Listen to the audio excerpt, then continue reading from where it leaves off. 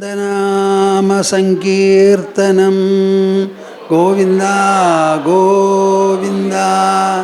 നമഃ പാർവതീപതയേ.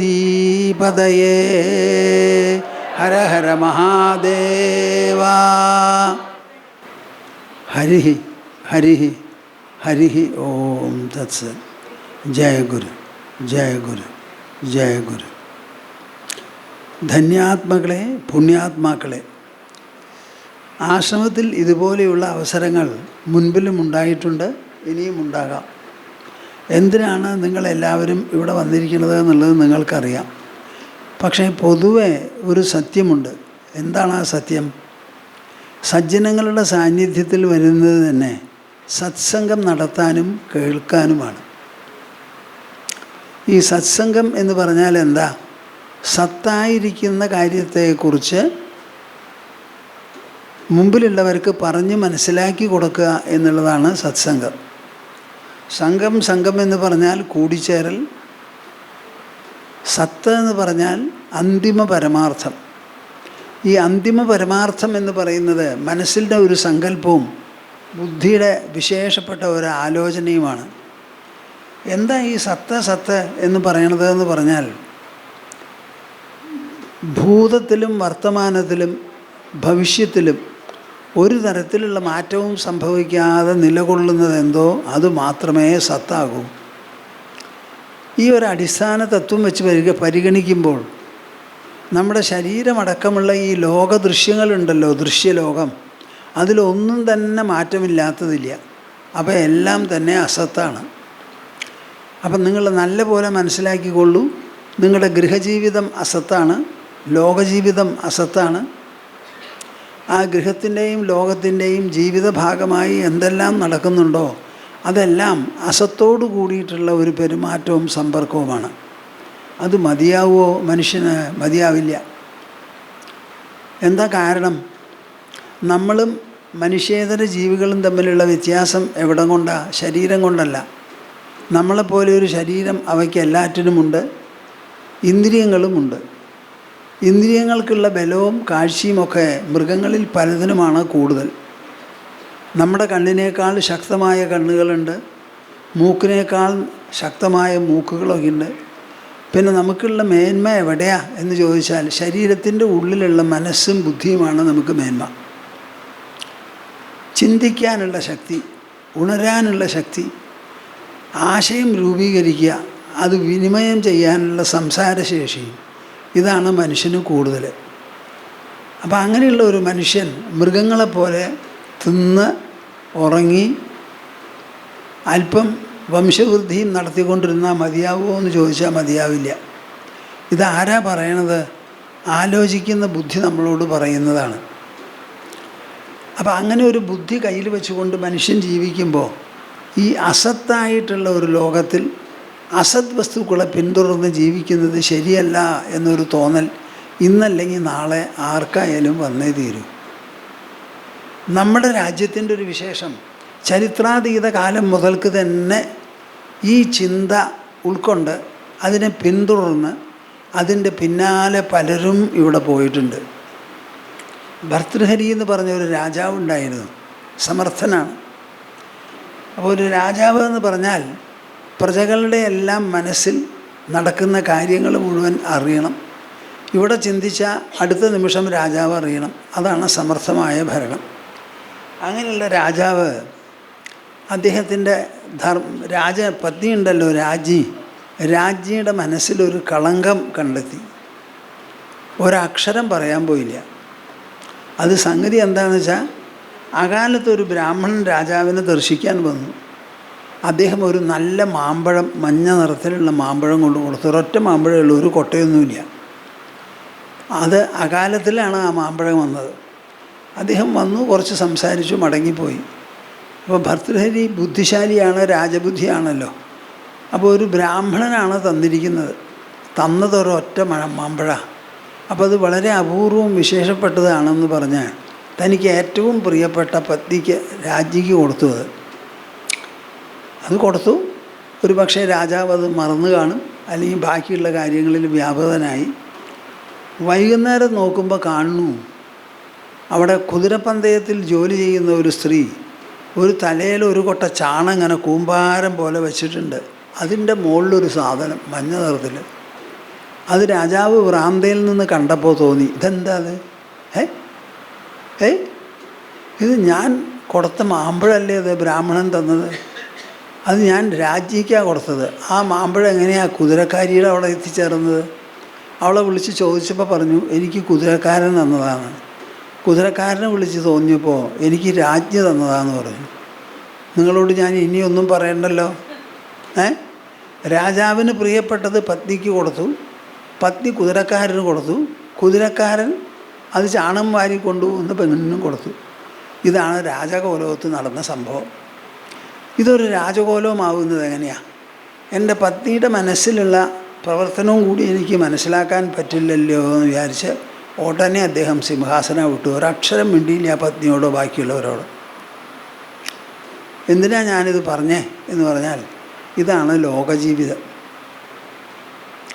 ഒരു രാജാവിൻ്റെ ജീവിതത്തിൽ നടന്ന സംഭവമാണ്. എന്നിട്ട് അദ്ദേഹം എന്ത് ചെയ്തു? സിംഹാസനത്തിൽ ഇരുന്നാലും മറ്റും ഒന്നും ശരിയാവില്ല എന്ന് മനസ്സിലാക്കി അദ്ദേഹം എന്ത് ചെയ്തു? സിംഹാസനം വിട്ടു പോയി തപസ് ചെയ്തുകൊണ്ട് കാട്ടിൽ കൂടി. ഇങ്ങനെ കാട്ടിൽ തപസ്സും ഏകാന്തതയുമായി ചെലവ് ചെയ്യുന്ന കുറേ ആൾക്കാർ ആദ്യമേ മുതൽക്ക് നമ്മുടെ രാജ്യത്തിലുണ്ടായിരുന്നു. അതാണ് ഈ ഭാരതത്തിൻ്റെ മഹിമ. അതാണ് ഈ ഭാരതത്തിൻ്റെ മഹിമ. ഏകാന്തതയിൽ ചെന്ന് കൂലങ്കഷമായി ചികഞ്ഞ് പരിശോധിച്ച് സത്ത് എന്ന് പറയുന്ന ഒരു പൊരുളിനെ പുറത്തെടുക്കാൻ അവർക്ക് സാധിച്ചു. അതെവിടെയാ? അത് പുറത്തല്ല, നമ്മുടെ ഉള്ളിലാണ്. നമ്മുടെ ഉള്ളിലെന്ന് വെച്ചാൽ ശരീരത്തിൻ്റെ ഉള്ളിലാണെങ്കിൽ നമുക്ക് കണ്ടുപിടിക്കാൻ പറ്റില്ല. ശരീരം എന്ന് പറയുന്ന ആ ദ്രവ്യത്തിൻ്റെ ഉള്ളിലാണെങ്കിൽ, ശരീരം വിട്ട് ശരീരമല്ലാത്ത ഒരു അഭൗമമായ ഒരു മേഖലയുണ്ട് ശരീരത്തിൻ്റെ ഉള്ളിൽ. അവിടെയാണ് ഈ ഞാൻ എന്ന് പറഞ്ഞിട്ടുള്ള ഒരു സത്യം പ്രകാശിക്കുന്നത്. എപ്പോൾ നോക്കിയാലും ഈ ഞാനില്ലാതെ ഒന്നുമില്ല, എൻ്റെ ആയിട്ട് അല്ലാണ്ട്. എൻ്റെ ശരീരം, എൻ്റെ മനസ്സ്, എൻ്റെ ബുദ്ധി, എൻ്റെ അഹങ്കാരം, എൻ്റെ ലോകം, എൻ്റെ വീട്, എൻ്റെ കാറ്, എൻ്റെ ഡ്രസ്സ്, എൻ്റെ കുടുംബം ഒക്കെ എൻ്റെയാണ്, ഞാനല്ല. ഞാൻ എന്ന് പറയുന്നതാണ് ഈ ഉള്ളിൽ കിടക്കുന്ന സത്യം. അതിനെ കുട്ടിക്കാലത്ത് നമ്മൾ പറയാൻ തുടങ്ങിയതാണ്. ഇന്നേ വരെ അതിന് ഒരു മാറ്റവും വന്നിട്ടില്ല. അപ്പോൾ ഈ ഞാൻ മാറ്റമില്ലാത്തൊരു സത്യമാണ് എന്നവർ കണ്ടുപിടിച്ചു. എന്നിട്ട് നമ്മുടെ ജീവിതത്തിൻ്റെ ലക്ഷ്യം ഈ ഉള്ളിൽ സദാ പ്രകാശിക്കുന്ന അഹം പ്രത്യ ഗോചരമായിരിക്കുന്ന പരമാത്മാവാണ് എന്ന് അവർക്ക് തോന്നി. അങ്ങനെയാണ് അവർ നെയ്യ് കോരി അഗ്നിയിൽ ഹോമിക്കുന്ന അഗ്നികർമ്മങ്ങളും കാലത്ത് മുതൽക്ക് വൈകുന്നേരം വരെ ഉരുവിടുന്ന വേദങ്ങളും മന്ത്രങ്ങളും എല്ലാം വിട്ട് കണ്ണടച്ച് ഉള്ളിലിരുന്ന് ആലോചിക്കാൻ തുടങ്ങി. ഉള്ളിലിരുന്ന് ആലോചിക്കുമ്പോൾ അവർക്ക് സത്യം മനസ്സിലാവാൻ പറ്റിയ തരത്തിലുള്ള ചോദ്യങ്ങളും ഉത്തരങ്ങളുമാണ് അവർ നടത്തിയത്. ഏനേഷിതം പതതി പ്രേഷിതം മനഃ ഏന പ്രാണപ്രഥമ പ്രൈതിയുക്ത ഏനേഷിതാം വാചമിമാം വദന്തി ചക്ഷുശ്രോത്രം കൗദേവോ യുനക്തി. ഒരു ചോദ്യമാണ്. നമ്മൾ പുറത്ത് നോക്കിയിട്ട് പലതും ചോദിക്കുന്നുണ്ടല്ലോ. ആരാണ് മഴയുടെ പിന്നിൽ, കാറ്റിൻ്റെ പിന്നിൽ, മേഘത്തിൻ്റെ പിന്നിൽ, ഭൂമിയുടെ പിന്നിൽ എന്നൊക്കെ ചോദിക്കുന്നുണ്ടല്ലോ. അതവിടെ ഇരിക്കട്ടെ.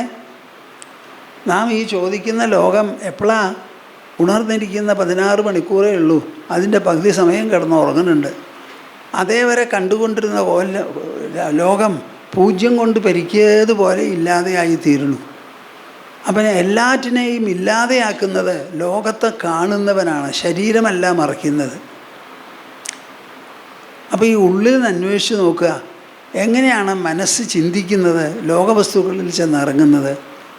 കണ്ണിന് കാണാനുള്ള ശക്തി ആര് കൊടുക്കുന്നു? എന്ത് പ്രേരിപ്പിച്ചിട്ടാണ് ചെവി കേൾക്കുന്നത്? ഇങ്ങനെ അന്വേഷിച്ച് ചെന്നപ്പോൾ അവർക്ക് മറുപടി കിട്ടി. കണ്ണിന് കാണാൻ പറ്റാത്തതും കണ്ണിനെ പ്രേരിപ്പിക്കുന്നതും, ചെവിക്ക് കേൾക്കാൻ പറ്റാത്തതും ചെവിയെ കേൾപ്പിക്കുന്നതും, മനസ്സിന് കണ്ടുപിടിക്കാൻ പറ്റാത്തതും മനസ്സിനെ പ്രവർത്തിപ്പിക്കുന്നതും പ്രേരിപ്പിക്കുന്നതുമായ ആ ഉൾപ്രകാശമെന്തോ അതാണ് സത്യം. നേദം യതിതമുപാസതേ. ഇവിടെ ജനങ്ങളെല്ലാവരും ചിത്രമോ ബിംബമോ ഒക്കെ വെച്ച് പൂജിക്കുന്നുണ്ടല്ലോ. ആ പൂജിക്കപ്പെടുന്നതല്ല പരമാർത്ഥ സത്യം, ഉള്ളിലുള്ളതാണെന്ന് അവർക്ക് തോന്നി. അതെങ്ങനെയാണ് തോന്നിയത്? വീട്ടിലിരുന്നാൽ തോന്നിയിട്ടുണ്ടാവില്ല. വീട്ടിലിരുന്നാൽ കുടുംബാംഗങ്ങളോട് വർത്തമാനം പറയാൻ അത് പറ്റുള്ളൂ. എന്നിട്ട് ഏതെങ്കിലും ഒരു കുടുംബം തൃപ്താണോ? അല്ല അല്ല. നമ്മുടെ ഡൽഹിയിൽ പലരും വരാറുണ്ട്. അവിടെ കേരളത്തിലെ ഒരു സ്ത്രീയുണ്ട്. അവർ വളരെ നല്ല ശ്രദ്ധയോടു കൂടി വരും. അവരോട് ഞാൻ ചോദിച്ചു, നിങ്ങൾ കുറേ ദിവസമായി വരുന്നു, എന്നാ ഭർത്താവ് വരാത്തെ? അദ്ദേഹത്തിന് ഇതിലൊരു താല്പര്യമില്ല. അപ്പം നിങ്ങൾ എന്നോട് പറഞ്ഞില്ലേ നിങ്ങൾ സ്നേഹകല്യാണമാണെന്ന്? അതൊക്കെ ശരി സ്വാമിജി, അത് അപ്പോഴല്ലേ.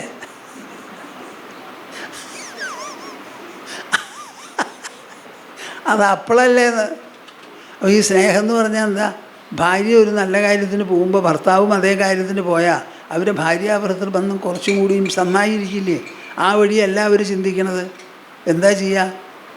ഒക്കെ മരമണ്ടന്മാരാ. ബുദ്ധി എന്ന് പറയണത് ആർക്കുമില്ല. എങ്ങനെയായാൽ ദാമ്പത്യം വിശിഷ്ടമായിരിക്കും എന്ന് ചിന്തിക്കുമ്പോൾ ഭാര്യ നല്ല കാര്യത്തിന് പോകുമ്പോൾ അതിന് പോവുക. അപ്പോൾ ഭാര്യയ്ക്ക് കൂടുതലും ഇഷ്ടമാവുമല്ലോ. ഭർത്താവാണ് നല്ല കാര്യത്തിന് പോകണമെന്ന് വെച്ചാൽ കൂടെ ഭാര്യയും പോവുക. എന്നെ കൊണ്ടുപോകാതെ പോരുതെന്ന് പറയണം. അതാണ് നല്ല ഭാര്യയുടെ ലക്ഷണം. അതൊന്നും ചെയ്യാണ്ട് ഈ വികൃതങ്ങൾ ചെയ്തിട്ട് കുടുംബമൊക്കെ ഛിദ്രമായിട്ട് അവസാനിക്കുക. ഇതാണ് സർവ്വദിക്കിലും മിക്കവാറും സ്ഥലങ്ങൾ. അപ്പോൾ അവിടെ ഒന്നും നിങ്ങൾക്ക് ഈ സത്തിനെ പിടികിട്ടുമെന്ന് വിചാരിക്കരുത്. അപ്പോൾ പിന്നെ പിടി കിട്ടണമെങ്കിൽ ഈ കുടുംബജീവിതമല്ലാതെ ഒരു ജീവിതം നയിച്ച് കാട്ടിലോ ആശ്രമങ്ങളിലോ ഒക്കെ ജീവിക്കുന്ന ആൾക്കാരുണ്ടല്ലോ, അവർക്കാണ് അതിൻ്റെ എന്തെങ്കിലും ഒരു പിടിപാട് കിട്ടുക എന്ന് പറഞ്ഞ് അങ്ങനെയാണ് ഈ സത്യാന്വേഷികൾ ആശ്രമത്തിലേക്കും സന്യാസത്തിലേക്കും ഒക്കെ വരുന്നത്. അപ്പോൾ ഇവിടെ അടുത്ത കാലത്ത് ഒരാൾ എന്നോട് പറയാം, ഞാൻ റിട്ടയർ ചെയ്യായി, അപ്പോൾ എനിക്ക് ആശ്രമത്തിൽ വരണമെന്നുണ്ട്. ഞാൻ ആശ്രമത്തിൽ വന്നാൽ എന്താ ചെയ്യുക? ആവോ, എന്താ ചെയ്യുക? ഒന്നും ചെയ്യണ്ട. ഇവിടെ പർവ്വതം എടുത്ത് മറിക്കൊന്നും വേണ്ട. ഇവിടെ വരിക, ഇരിക്കുക, ശാസ്ത്രങ്ങൾ വായിക്കുക, സംശയങ്ങളുണ്ടെങ്കിൽ ചോദിക്കുക. പരിപൂർണമായിട്ടുള്ള സമയം ഭഗവത്ഗീത പഠിച്ചൂടെ? ഉപനിഷത്തുകൾ വായിച്ചൂടെ? അതൊക്കെ വായിച്ച് മനസ്സിലാക്കുക.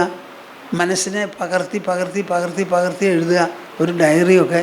കുറച്ച് കഴിഞ്ഞാൽ വലിയ എഴുത്തുകാരനാവും. എന്നെല്ലാം സംഭവിക്കുമോ എന്നറിയില്ല. ഒന്നുമില്ലെങ്കിൽ നമ്മുടെ ഇലകളൊക്കെ കൊഴിഞ്ഞു വീഴുന്നുണ്ടല്ലോ, കുറേ പെറുക്കിയെടുത്തൂടെ? എന്തെങ്കിലും ചെയ്യണം എന്നല്ലേ ഉള്ളൂ. അപ്പോഴും 6 മാസത്തേക്ക് ആദ്യം വിളിക്കുന്നുണ്ട്. അതുകൊണ്ട് ഈ 6 മാസത്തേക്ക് ധാരാളം കയ്യിൽ സൗകര്യങ്ങളുള്ളപ്പോൾ പിന്നെ എന്താവശ്യത്തിനാണ് ഈ പോണത്? ആ ജോലി വേറൊരാൾക്ക് കിട്ടട്ടേപ്പാ, നമ്മൾ തന്നെ പോയിരിക്കണം അവിടെ. അപ്പോൾ ശരിയായ ഒരു ആലോചന പലരിലും ഞാൻ കാണുന്നില്ല. ഞാൻ എൻ്റെ ഗുരുവിൻ്റെ അടുത്ത് പോകുന്ന കാലത്ത് അദ്ദേഹം ഒന്നും ചെയ്യാതെ ഇരിക്കുന്ന ആളാണ്. ശീർഷാസനത്തിലാണ് മിക്ക സമയവും. അപ്പോൾ അവിടെ പോയിട്ട് എനിക്ക് ചെയ്യാനായിട്ട് ഒരു ജോലി ഉണ്ടായിരുന്നില്ല. എല്ലാം കൂടി ഞാൻ കണ്ടുപിടിച്ചത് ഒരു ഹാൻഡ് പമ്പ് എടുത്തിട്ട് കുറേ പമ്പ് ചെയ്തിട്ട് അവിടെ പാത്രങ്ങളിൽ 2-3 എണ്ണം നിറച്ച് വയ്ക്കും. ഈ ഒരു ജോലി ഒരു ജോലിയും എനിക്ക് അവിടെ ചെയ്യാൻ പറ്റിയ ജോലി ഉണ്ടായിരുന്നില്ല. അതും പറഞ്ഞിട്ട് ഞാൻ അദ്ദേഹത്തിൻ്റെ അടുത്ത് പോകാതെ ഇരുന്നില്ല. അവിടെ ചെല്ലും, അദ്ദേഹത്തിൻ്റെ അടുത്ത് ഇരിക്കും, എന്തെങ്കിലും പറഞ്ഞാൽ കേൾക്കും, സംശയം ഉണ്ടെങ്കിൽ ചോദിക്കും.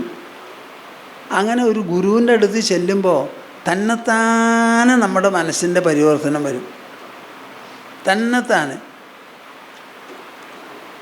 അങ്ങനെയാണ് ഈ സത്കാര്യങ്ങൾ പഠിക്കാനുള്ള ഒരു സന്ദർഭം. എല്ലാവരോടും ഞാൻ നല്ല നല്ല കാര്യങ്ങൾ സത്യം വളരെ റിസർച്ച് ചെയ്ത് പറഞ്ഞ് മനസ്സിൽ കൊടുക്കാറുണ്ട്. പക്ഷെ ആരും ആ പറഞ്ഞത് ചെയ്യില്ല. എന്താ വിഷമം? ഈ വിഷമം തീരാൻ ഇന്നത് ചെയ്യൂ, എന്തെങ്കിലും ഒന്ന് ഞാൻ പറയും, അത് നിങ്ങൾ മനസ്സുകൊണ്ട് ഇങ്ങനെ പറഞ്ഞുകൊണ്ടിരിക്കുമെന്ന്. അത് എത്ര ലക്ഷക്കണക്കിന് പറയണമെന്ന് പറയും. എന്താ അവർക്ക് പറയാൻ വിരോധം? ചുമ്മാ പറഞ്ഞോട്ടെ. ഇപ്പം കാക്ക കാക്ക കാക്ക കാക്ക കാക്ക കാക്ക കാക്ക അതാ പറയണ്ടതെന്ന് വെച്ചാൽ പറഞ്ഞോളൂ. അപ്പം വെറുതെ പറയല്ലേ വേണ്ടൂ.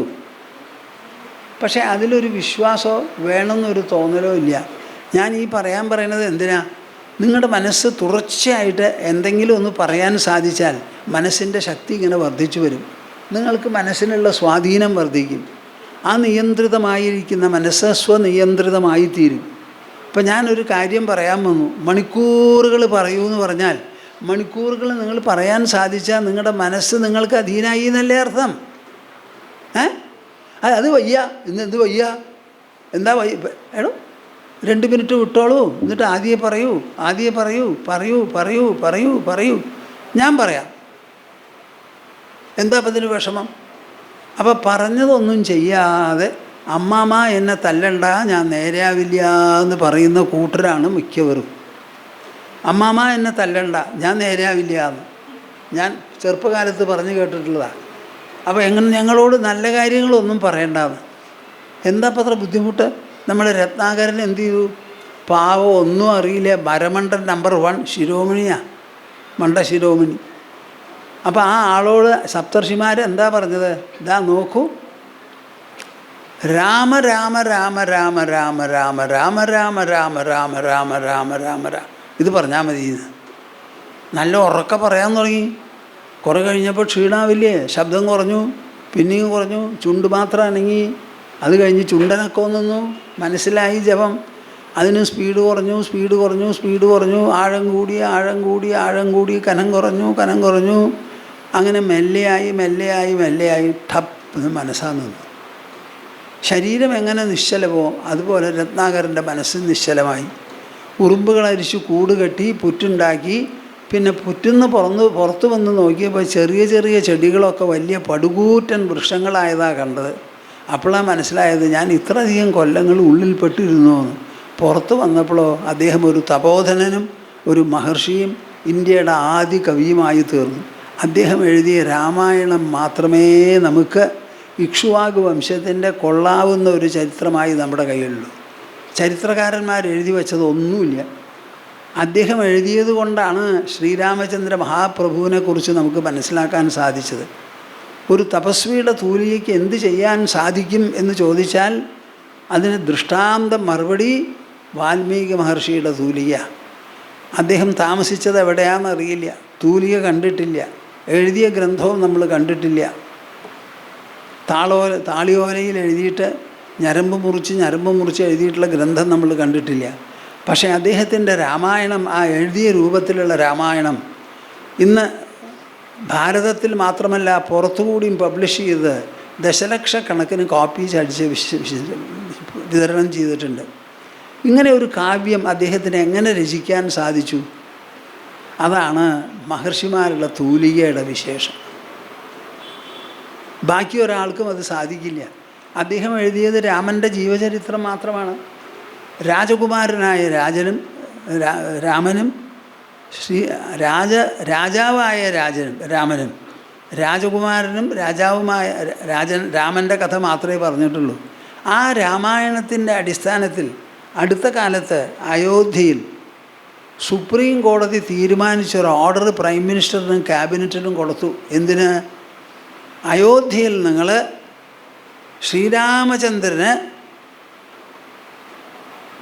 തക്കതായ ഒരു സ്മാരകം നിങ്ങൾ പണിയണമെന്ന് അവനൊരു കമ്മിറ്റിയെ നോമിനേറ്റ് ചെയ്ത് അവർ മൂലം അയോധ്യ പണിതുകൊണ്ടിരിക്കുകയപ്പോൾ ഇനോഗ്രേഷൻ കഴിഞ്ഞു. എപ്പോൾ നടന്ന സംഭവം? അത് ത്രേതായുഗത്തിൽ. ആ സംഭവത്തിന് ഇന്നൊരു സ്മരണിക, ഒരു democratic government in the world with the maximum population of A country, largest democracy, അവിടെ സുപ്രീം കോർട്ട് ഒരു ഓർഡർ കൊടുത്ത് രാമായണം എന്നുള്ളതിനെ അടിസ്ഥാനമാക്കി രാമന് സ്മരണിക കെട്ടണം എന്ന് പറഞ്ഞപ്പോൾ നിങ്ങൾ പറയൂ, ഈ രാമൻ ചരിത്രവസ്തുതയോ അതോ കാൽപ്പനികമോ എന്ന്? ചരിത്രത്തെ ഉണ്ടാക്കുന്നതാണ് രാമായണം, വെറും ചരിത്രം മാത്രമല്ല. ആ രാമായണത്തിന് ചരിത്രം രചിക്കാൻ ഇന്നും സാധിക്കുന്നുണ്ട്. ഇന്നും രാമന്മാരാവാൻ കൊതിക്കുന്ന എത്രയോ ജനങ്ങൾ ഭാരതത്തിലുണ്ട്. പുറമേയും കാണും കുറച്ച്. ശ്രീരാമചന്ദ്രനെ പോലെ ആവണം. നമ്മുടെ മോട്ടോ എന്താ? രാമനെപ്പോലെ ആകൂ, രാമൻ ചെയ്തതൊക്കെ ചെയ്യൂ, കൃഷ്ണൻ പറഞ്ഞത് കേട്ട് അതുപോലെ പ്രവർത്തിക്കൂ എന്നാണ് നമ്മുടെ മോട്ടോ, നമ്മുടെ മുദ്രാവാക്യം. അത്ര വിശേഷപ്പെട്ടതാണ്. ഈ രാമായണവും മഹാഭാരതവും ഭഗവത്ഗീതയും എല്ലാം രചിച്ച ഒരു സംസ്കാരം, സ്വാധീനമുണ്ടല്ലോ, അത് വളരെ വിശേഷപ്പെട്ടതാണ്. നിങ്ങൾക്ക് ആർക്കും വാസ്തവത്തിൽ അതിനെപ്പറ്റി അറിയില്ല. ആരും പഠിപ്പിക്കുന്നില്ലല്ലോ. രാമായണം എവിടെയൊക്കെ എത്തി? മുക്കിലും മൂലയിലും വനവാസി കേന്ദ്രത്തിലൊക്കെ എത്തിയിട്ടുണ്ട്. എങ്ങനെയാണ് അവർ ഈ മുക്കിലും മൂലയിലും ഈ രാമായണ കഥകളും മഹാഭാരത കഥകളും എത്തിച്ചത് എന്നുള്ളത് നമ്മുടെ ഗവൺമെൻറ് അന്വേഷിക്കുന്നുണ്ടോ? അന്വേഷിച്ച് കണ്ടുപിടിക്കണം. ഇത്രയും മോഡേൺ ഫെസിലിറ്റീസ് ഉണ്ടായിട്ടും നമ്മുടെ വിദ്യാഭ്യാസം എല്ലാ സ്ഥലങ്ങളിലും ചെന്നിട്ടില്ല. അവരെങ്ങനെയാണ് അത് കൊണ്ടെത്തിച്ചത് നിങ്ങൾ ആലോചിച്ച് നോക്കൂ. ഒരാൾ വായിച്ചു, നന്നായിരുന്നു എന്ന് തോന്നി, പഠിച്ചു, കൂടുതൽ ഗൗരവത്തോടു കൂടി പഠിച്ചു, ബാക്കിയുള്ളവർക്ക് പറഞ്ഞു കൊടുത്തു. അതിലൊരാൾ പറഞ്ഞു കൊടുക്കാൻ പുറപ്പെട്ടു. അങ്ങനെ ഒരു ചെയിൻ റിയാക്ഷൻ പോലെയാണ് ഇത് വ്യാപിച്ച് വന്നിരിക്കുന്നത്. അങ്ങനെയുള്ള ഒരു ഗ്രന്ഥത്തിൽപ്പെട്ട് അത് പഠിച്ചിട്ടൊക്കെയാണ് ഇപ്പോൾ ഞങ്ങളെപ്പോലെയുള്ളവർക്ക് ഇങ്ങനെ ആവാൻ തോന്നിയതും അതുപോലെ തന്നെയാണ്. അത് വളരെ വിശേഷപ്പെട്ടതാണ്. നമ്മൾക്കിപ്പോൾ ഒരു യുദ്ധം കഴിഞ്ഞിരിക്കുന്ന സമയമാണ്. കഴിഞ്ഞു എന്ന് ഇപ്പോഴും പറയാറായിട്ടില്ല, പക്ഷേ ഒരു നിശ്ചലത്വം വന്നിട്ടുണ്ട് എന്ന് പറയുന്നു.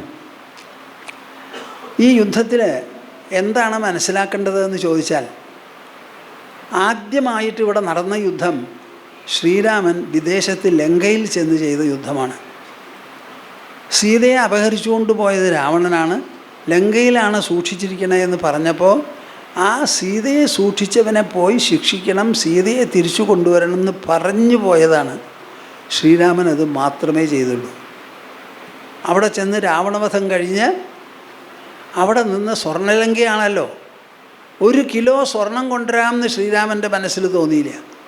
വിഭീഷണ സിംഹാസനത്തിലിരുത്തി അങ്ങനെ കുബേരൻ്റെ വിമാനത്തിൽ, അതിപ്പോൾ അവരുടെ അധീനത്തിലായല്ലോ, കുബേരൻ്റെ വിമാനത്തിൽ വന്നിറങ്ങി മടക്കി പറഞ്ഞയച്ചു. ഒരു സാധനവും കൊണ്ടുവന്നിട്ടില്ല. ഇതാണ് കൂട്ടരെ ഇന്ത്യയുടെ മഹത്വം. ഇതാണ് നമ്മൾക്ക് ദുരയില്ല, അത്യാഗ്രഹമില്ല, അന്യൻ്റെ മുതൽ അപഹരിക്കണം എന്നുള്ള വിചാരമില്ല. ഈ പോളിസിയാണ് ഇക്കണ്ട കാലം കഴിഞ്ഞിട്ടും നമ്മുടെ ഗവൺമെൻറ് അനുവർത്തിച്ചിരിക്കുന്നത്. അവർ പറഞ്ഞുകൊണ്ടിരുന്നു ഈ ടെററിസം എന്ന് പറയുന്നത് ആതങ്കവാദിത്വം, ഭീകരവാദം നിർത്തണം എന്ന് പറഞ്ഞാൽ കേൾക്കാതെ നമ്മുടെ യാത്രികരെ വധിച്ചു 26 പേരെ. അപ്പോൾ നമ്മുടെ പ്രധാനമന്ത്രി പറഞ്ഞു ഇതിന് തക്ക മറുപടി ഞങ്ങൾ കൊടുക്കും. അത് കൊടുത്തു കഴിഞ്ഞാൽ അത് പ്രതീക്ഷിക്കാൻ പറ്റാത്തത്ര വലിപ്പമുള്ളതായിരിക്കും ആ മറുപടി എന്ന് പ്രധാനമന്ത്രി തന്നെ പറയണ്ടായി. 11 ദിവസം എടുത്തു. എന്നിട്ട് ഒരേ സമയത്ത് 9 ഭീകര കേന്ദ്രങ്ങളിൽ ഒരേമാതിരി മിസൈൽസ് അയച്ച് ആക്രമിച്ചു. ഇതങ്ങോട്ട് കഴിഞ്ഞപ്പോൾ ലോകത്തിൻ്റെ കണ്ണങ്ങോട്ട് തുറന്നു. ഇന്ത്യക്ക് ദശലക്ഷക്കണക്കിന് കരസേനയുണ്ട്, അവർ കരയിൽ യുദ്ധം ചെയ്യും എന്ന് മാത്രമേ ഞങ്ങൾ വിചാരിച്ചിരുന്നുള്ളൂ. ഇപ്പം അങ്ങനെ അല്ലാത്തൊരു യുദ്ധം ചെയ്യാനുള്ള സാമർഥ്യവും കഴിവും പടക്കോപ്പുകളും അവരുടെ കയ്യിലുണ്ട് എന്ന് ലോകം ആദ്യമായി മനസ്സിലാക്കിയത് അപ്പോഴാണ്. അത് കഴിഞ്ഞ് പാകിസ്ഥാൻ പലതരത്തിലുള്ള വിമാനങ്ങളെയും അയച്ച് നമ്മളെ അറ്റാക്ക് ചെയ്യാൻ പുറപ്പെട്ടപ്പോൾ വിമാനങ്ങളോ മിസൈൽസോ അയച്ചതിനെ എല്ലാറ്റിനെയും പ്രതിരോധിച്ചു. ഇതൊക്കെ ബട്ടൺ പ്രസ് ചെയ്ത് നടന്നിട്ടുള്ള കാര്യമാണ്. അപ്പോൾ ഈ ഇന്ത്യ ഒന്നിനും കൊള്ളില്ല. അവർക്ക് മോഡേൺ ടെക്നോളജി ഒന്നുമില്ല യുദ്ധത്തിന് കയ്യിൽ, അതൊന്നും ഇല്ലാത്തതാണ്. So nobody minded India. അത് കഴിഞ്ഞപ്പോൾ എന്തായി? അവർ വിചാരിച്ച നിലയിലൊന്നുമല്ല. ഏകദേശം 11 വിമാനത്താവളങ്ങൾ പാകിസ്ഥാൻ്റെ ആക്രമിച്ച് നിർവീര്യമാക്കി എന്നാണ് പറയുന്നത്. അപ്പോൾ പിന്നെ പാകിസ്ഥാൻ എന്തു ചെയ്യും? അവർ അങ്ങോട്ട് വിളിച്ചു, അവിടെ പോയി ഇവിടെ പോയി എന്തൊക്കെയോ ചെയ്തു. ഞങ്ങളൊരൊറ്റ ആളോടും സംസാരിക്കില്ല.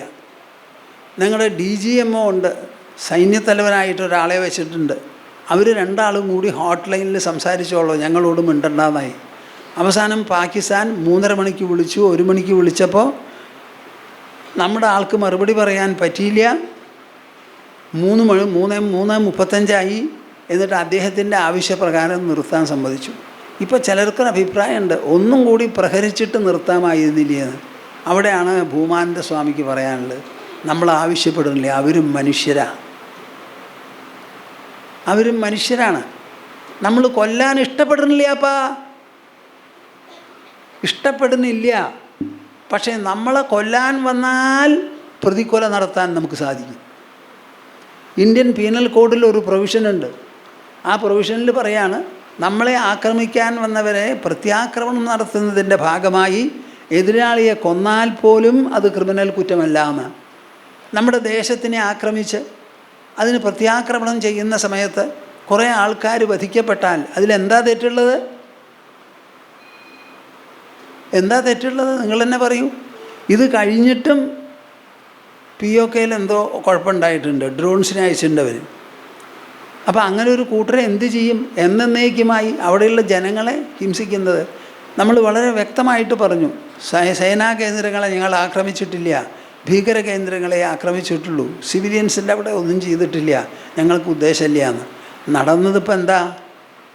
എനിക്ക് കിട്ടിയിട്ടുള്ള വിവരം എന്താ എന്ന് പറഞ്ഞാൽ, അമേരിക്കയിൽ നിന്ന് വലിയൊരു വിമാനം ന്യൂക്ലിയർ റേഡിയേഷൻ ഉണ്ടോ എന്ന് പരിശോധിക്കാനായി ഇസ്ലാമാബാദിലേക്ക് വന്നിരിക്കുന്നു.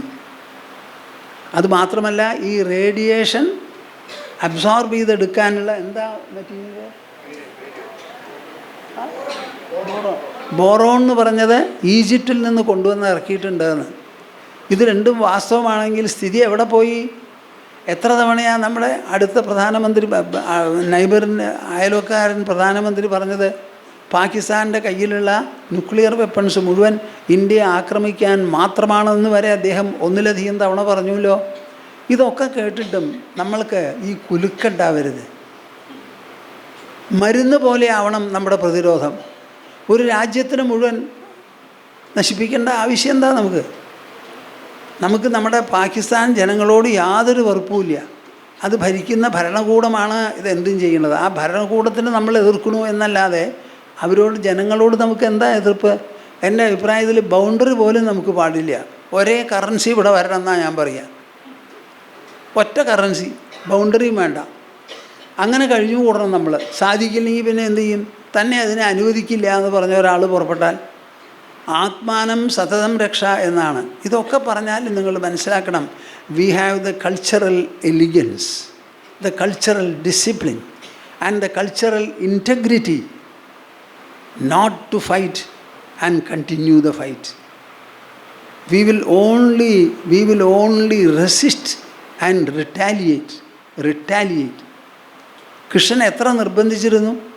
that the first step taken by us, it should not be taken by us, it should be taken by Pakistan, by the enemy. No, Pakistan allalo. Krishna was saying, Yudhishthira, the first step for war we should not take. Our role will be one of defense, not offense. അതാണ് നമ്മുടെ accredited പ്രിൻസിപ്പിളാണത്. അതുപ്രകാരം ചെയ്തതിൽ എനിക്ക് വളരെ സന്തോഷമുണ്ട്. ഇങ്ങനെ തന്നെയാണ് പെരുമാറേണ്ടത്. ഒരു 3-4 ദിവസം കൂടി കഴിഞ്ഞിട്ട് കുറേ കൂടി നശിപ്പിച്ചിട്ടാകാമായിരുന്നില്ലേ എന്ന് പറയുന്ന ആൾക്കാരുണ്ട്. അതൊന്നും ഒരു സ്റ്റേറ്റ്സ്മാൻഷിപ്പല്ല. അതൊന്നും നമ്മുടെ തറവാടിത്വത്തിനോ നമ്മുടെ cultural പേട്രിയോട്ടിസത്തിനോ ചേർന്നതല്ല. We are a great people. We are good. We are noble. We are tolerant. We are patient. We are austere. We are disciplined. We are virtue bound. To defend virtue, we shall do everything, but not with personal hatred or even national hatred. എനിക്ക് തോന്നുന്നു, we will be supported by providence only when we conform to these principles and virtues and restraint. I think India has done well. I wish our country to be sufficiently intelligent and have integrity and also great sense in everything that they do. I think the people should get together and encourage the army first, our administration next, and again the people still further. This is what we should do. Our unity is our strength. Our unity is the insurmountable power that we have. How many youths are there in our country? What do you think of India? We have the maximum population as a country in the whole world. And India has already become the 4th economic power. Perhaps in the next 2 or 3 years, if no adverse factors take place, I think we are going to be the 3rd economic power.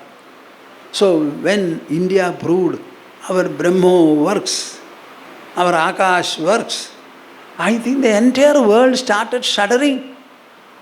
And perhaps the American president lost his sleep. And then the vice president spoke, X spoke, Y spoke, etc. Many things happen.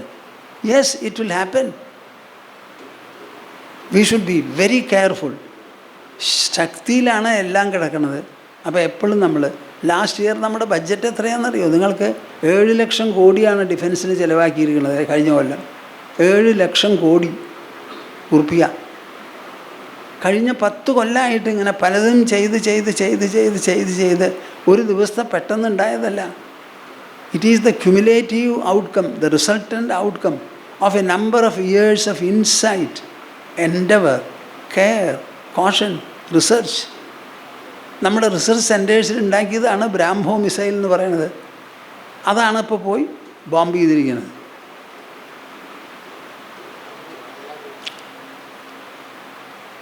So this is a very, very critical moment or critical time in the history of India, and I think all of us should stand united, but never say we should have attacked more. Why should we attack? We should remain powerful, insurmountable, but we need not use the weapon, except when somebody uses against us. Why should we use? Power is to be not to be used, but only to be shown. It should not be used unnecessarily. Maximum restraint ഈ കാര്യത്തിൽ ആവശ്യമാണ്. Okay. ഗോവിന്ദനാമ സങ്കീർത്തനം ഗോവിന്ദ ഗോവിന്ദ. നമഃ പാർവതീപതയേ. ഹര ഹര മഹാദേവ.